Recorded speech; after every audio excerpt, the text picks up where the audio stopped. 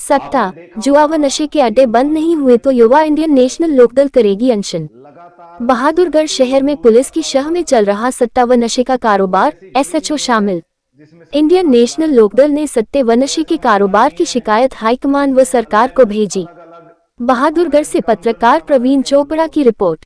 बहादुरगढ़ शहर में लगातार बढ़ रहे सट्टे व नशे के कारोबार के खिलाफ कार्रवाई करते हुए युवा इंडियन नेशनल लोकदल लगातार आक्रामक हो रही है, क्योंकि बहादुरगढ़ में सट्टा, जुआ व नशा खुलेआम किसी की भी गली के कोने पर देखा जा सकता है।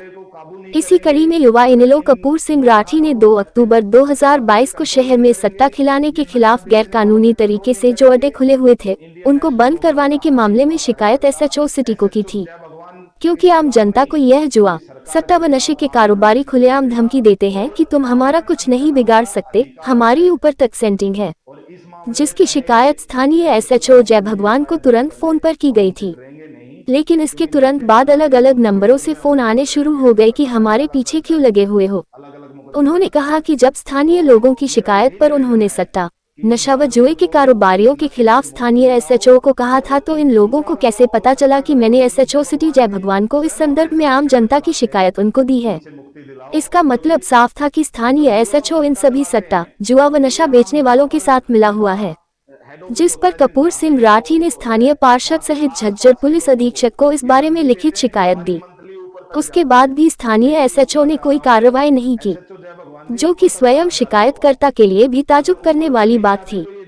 इस मामले में युवा इंडियन नेशनल लोकदल के कई कार्यकर्ताओं ने एक रिपोर्ट तैयार की, जिसमें पूरे शहर में कई जगह ऐसी चिट्ठी की गई, जहां से स्थानीय एसएचओ जय भगवान द्वारा हर महीने शहर में चल रहे सट्टे व जुआ खानों से लाखों रुपए की मंथली ली जाती थी। स्वयं एसएचओ की गाड़ी इन जुआ व सट्टा घरों से मंथली लेने आती थी, जिसकी वजह से ये लोग आम जनता पर यह दबाव बनाते थे कि उन लोगों की ऊपर तक पहुंच है, चाहे कितनी शिकायत कर लो, कुछ नहीं होगा।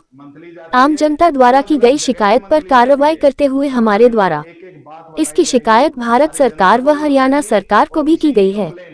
युवा इंडियन नेशनल इकाई ने कहा कि अगर प्रशासन ने समय रहते इन सट्टा, जुआ व नशा बेचने वालों के खिलाफ कार्रवाई नहीं की तो वह आमरण अनशन करने से भी पीछे नहीं हटेंगे।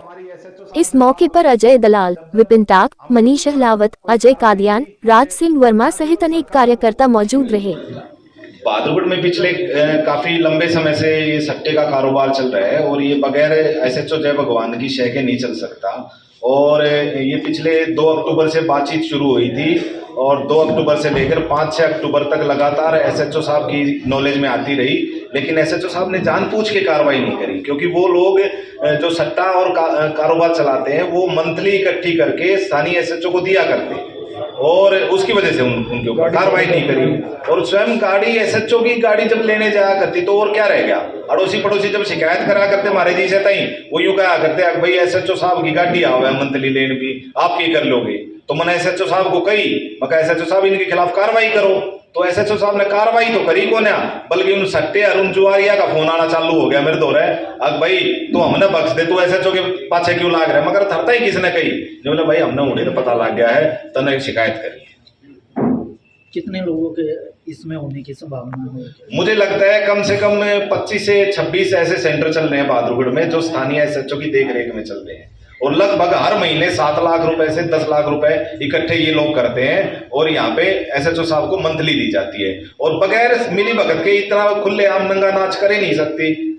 इसकी शिकायत कहाँ दी गई है? इसकी हमने जो शिकायत करी है न केवल होम मिनिस्ट्री को की है, आदरणीय होम मिनिस्टर साहब को भी करी है, आईजी साहब को भी करी है, डीजीपी साहब को भी करी है, एसपी साहब को भी करी है, हमने मुख्यमंत्री जी को भी लिखा है और इस एवज में ये झूठे साचे मुकदमे भी दर्ज करने लगे एसएचओ साहब। इन कम से कम यूं देखनी चाहिए जिस कंप्लेनेंट जो कंप्लेंट देने लग रहा है खुद पे जुआ खेले है, मैं तो खुलेआम चैलेंज कर रहा हूं, आप कराओ ना पॉलीग्राफ टेस्ट, मेरा भी करा लो और जो शिकायत करता उसका भी करा लो, दूध का दूध पानी का पानी हो जाएगा। ये झूठी एफआईआर से डरेंगे नहीं एसएचओ साहब। मैं आपसे निवेदन करना चाहता हूं इन सट्टा और जुआ घरों को बंद कराओ, बगैर आपके संरक्षण के ये चल नहीं सकता।